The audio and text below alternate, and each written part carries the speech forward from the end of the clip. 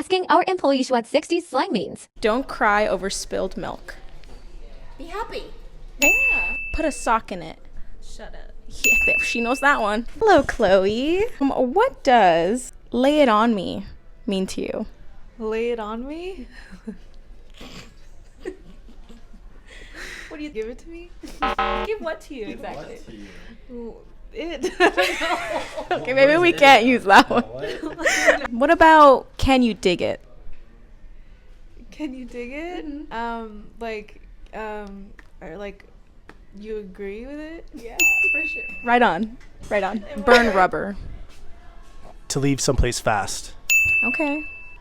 Nice. All right, Toddykins. You have to know some of these. What does decked out mean to you?